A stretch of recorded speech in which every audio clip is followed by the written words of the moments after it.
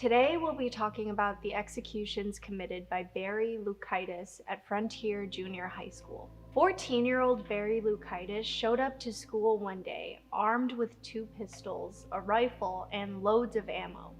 When he got to his 5th period algebra class, Barry pulled out one of his weapons and fired at 2 classmates and his teacher. This senseless act shocked the whole country and left everyone wondering what led this 8th grader to commit such a horrible crime. Let's find out. On the morning of February 2nd, 1996, classes at Frontier Junior High School were delayed 2 hours due to inclement weather. The school was located in Moses Lake, Washington, so the winters were pretty harsh there. Barry's parents still had to go to work that morning, so he was home alone for a few hours before school started. This gave him time to search for his parents' firearms, which he wanted to take to class that day.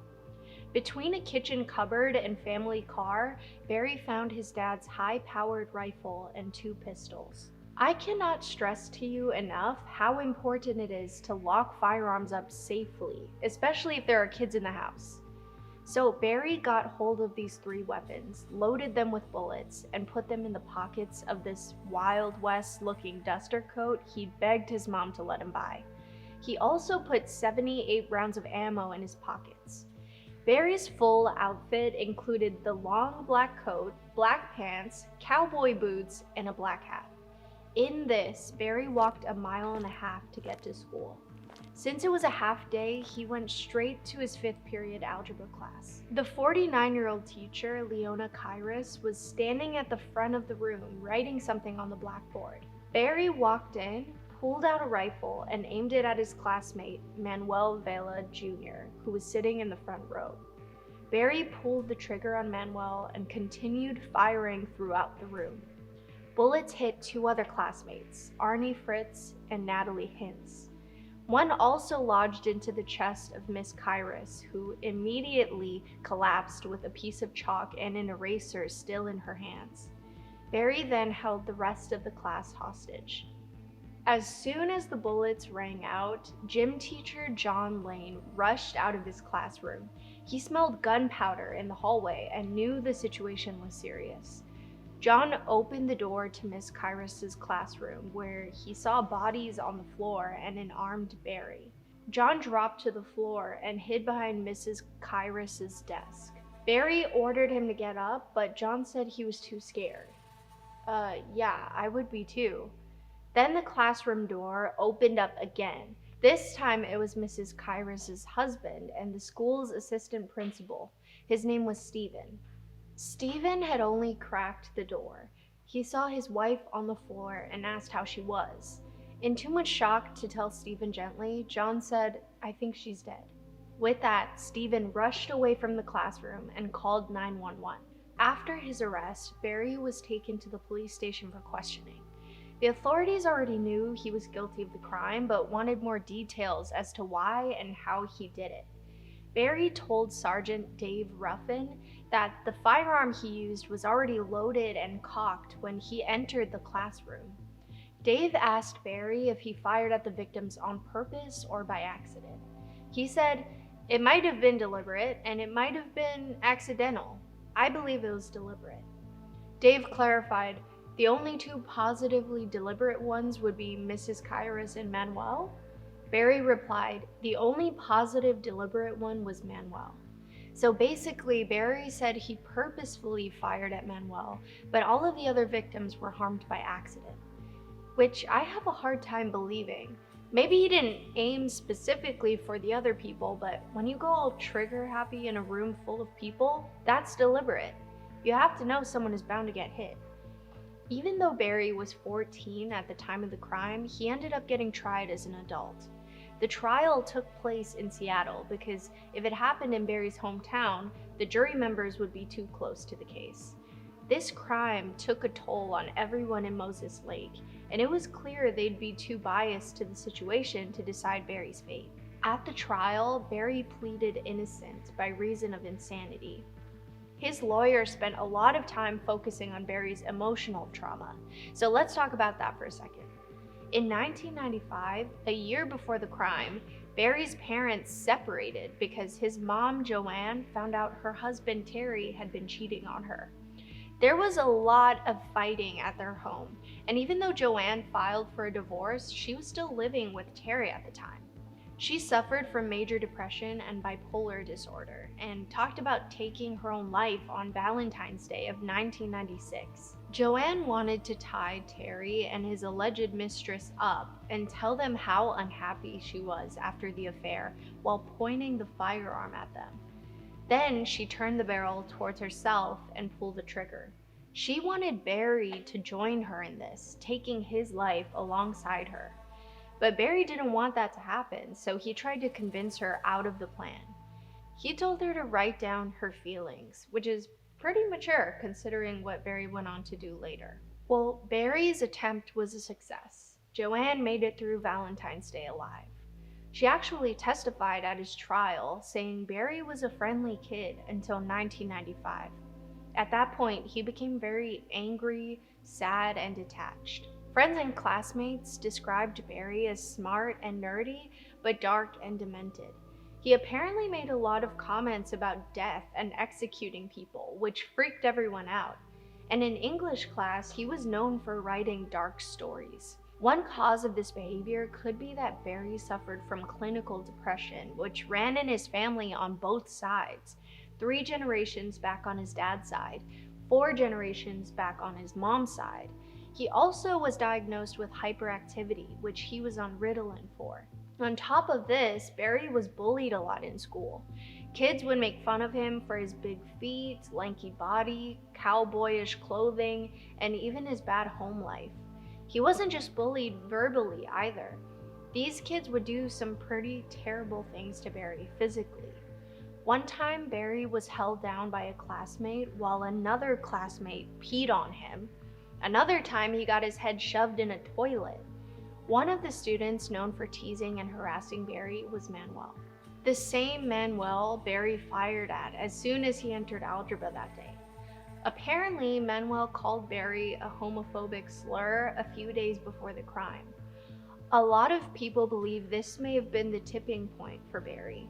He was already dealing with mental issues, had a terrible home life, and was getting bullied all the time. And although Barry had stepbrothers and sisters, none of them lived with him, so he was dealing with this all alone. The only thing that seemed to bring Barry joy was reading. When cops searched Barry's room following the crime, they found around 30 Stephen King novels in there. Most notably, the book Rage was found on Barry's nightstand. The plot is strikingly similar to what went down that day. Rage is about a troubled high school student who brought a pistol to school, went into his algebra class, fired at his teacher, fired at another teacher who tried to intervene, and held the class hostage while the police were outside. Sound familiar? Yeah, it seems like Barry tried to carry out this same plot in real life. Also, let's talk about these weapons he acquired. No 14-year-old boy should have access to 1, let alone 3 firearms. Barry's dad, Terry, was big into firearms. At a young age, he was taught to shoot, and he wanted that same experience for Barry. Terry owned 3 firearms at the time of the crime.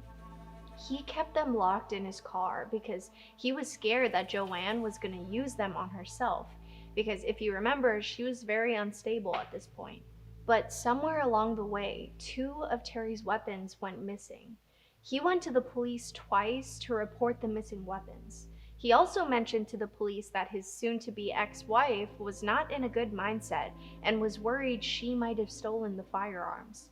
Turns out she was. Joanne took the 2 weapons from Terry's car and hid them. I'm guessing in the kitchen cabinet because that's where Barry found them that morning. Although one report said Joanne often kept one in her jacket pocket, which is terrifying. Want to know something even more terrifying though? The police never followed up on Terry's reports, and it honestly makes me wonder what would have happened if they did. They could have potentially recovered the weapons and encouraged Terry to secure them elsewhere. It seems like this whole tragedy could have been entirely avoidable. Another person who testified at Barry's trial was a psychiatrist named Dr. Julia Moore. Dr. Moore saw Barry several times between his arrest and the trial. Here were her conclusions. At the time of the crime, Barry was psychotic and in a robot-like trance. He had an unhealthy relationship with his mother, who Dr. Moore said committed emotional incest with him. By this, Dr. Moore meant Joanne relied on her son emotionally, especially after the separation. She put too much responsibility on Barry to be there for her, which took a toll on him. While on the stand, Joanne acknowledged her unstable behavior and said, "I was so depressed and consumed about how I was feeling, I didn't pay much attention to whether it bothered Barry or how he was feeling." She admitted to relying on Barry a little too much, admitting to letting him stay home from school because they missed each other so much. In the end, the jury determined Barry was aware of his actions despite his issues. They found him guilty of 2 counts of first-degree murder for Manuel and Arnie, and second-degree murder for Mrs. Kairos. For this, Barry was given 2 life sentences. This was pretty controversial given Barry's age, but most everyone agreed Barry's actions definitely deserved punishment. In 2012, the Supreme Court deemed it unconstitutional to sentence criminals under the age of 18 to life without the possibility of parole. Because of this ruling, Barry had a resentencing hearing in 2017.